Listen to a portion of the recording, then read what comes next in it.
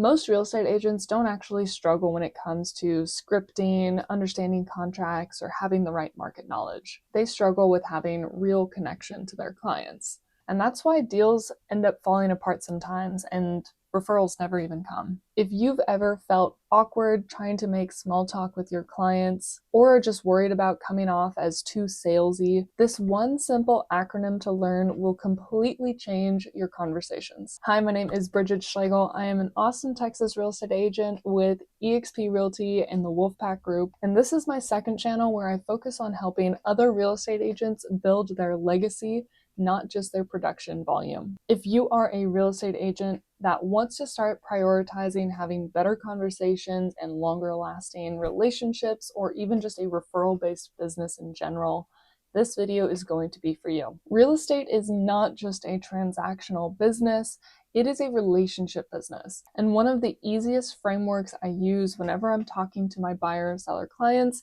is the FORD acronym. FORD simply stands for family, occupation, recreation, and then dreams. This isn't about being super nosy into people's lives. It's actually about being more intentional, because the more information we can gather about that person as a whole, the better we can actually serve them when it comes to finding the right property that meets their lifestyle goals and communicating to them in a way that also satisfies their expectations. So the first letter, F, for family. Ask them about their kids, their spouses, their extended family. Do they have pets even? When you ask these questions, you learn a lot about what actually matters to them. For a young family, they might be really concerned about school zones. For older generations, they might be really interested in relocating closer to their kids. If they have pets, what type of properties are you going to start catering towards if they need a certain amount of backyard space or privacy? Of course, buying a home is going to be a financial decision for them,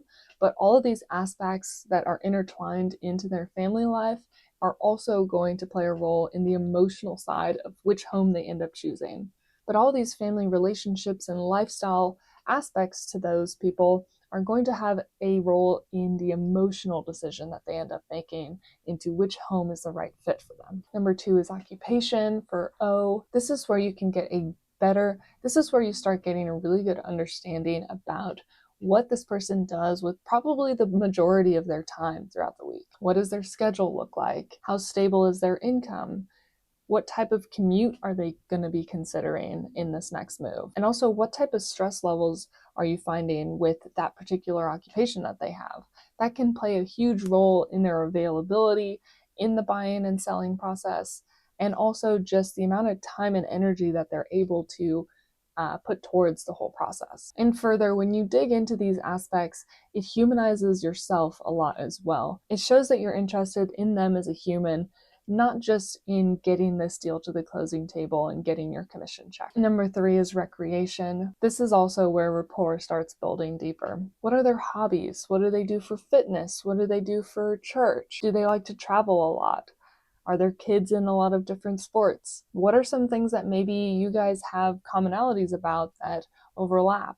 Maybe you both like doing yoga or rock climbing. You can refer them your favorite gyms in the area. And this is just another avenue of where you can provide them value if there is, any overlapping interests and ways to relate. Number 4 are dreams. This is where you really dig into the bigger picture. What is their long-term goals? What are they actually envisioning when they say the word safe or comfortable or luxury? Don't look out for them just in this particular move. Start digging into what is right for them in their long-term goals. Maybe it's to do with having more space that they could grow into one day, or having more stability. Potentially this home could be a rental property in the long run, and making sure that this location and their mortgage amount is going to be feasible to handle a rental amount in the future. There's so many things that you can dig into lifestyle-wise about what are their long-term dreams that they're looking for, but also you can ask them bigger questions about their career goals, their family goals, everything. And again, it not only helps humanize them for you and helps give you more information, but also it humanizes yourself for the client as well. The best way to connect with somebody is to show true interest and to remember those details as well. I try to always take as many notes as possible and make sure that I keep those things in mind, because oftentimes they're giving away a lot of information that can help me get them a great gift, of course, at closing, but also ongoing ways to connect and continue building that relationship long after they've closed on their home. When you know your clients' long-term dreams, you stop selling houses and you start helping people make aligned decisions for their own dreams. And here's the best part. Your clients are not going to remember the square footage of the home, but they are going to remember how you made them feel. If you want to learn more real estate tips and tricks, stay tuned. Please hit like and subscribe for more future videos. I will be continuously putting out more tips like this, but also dig into some of the value that Wolfpack and EXP can offer real estate agents, not only just in Austin, Texas, but nationwide as well. If you'd like to have a private conversation with me, there's a link down in the description for that as well. I'd love to collaborate and learn more about what's working for you in your market as well. So make sure you use Ford the next time you have a real conversation with a client.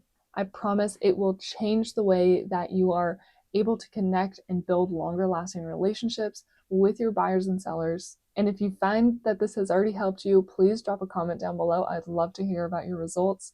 Again, my name is Brigid Schlegel. Hit the like and subscribe, and I will see you in the next one.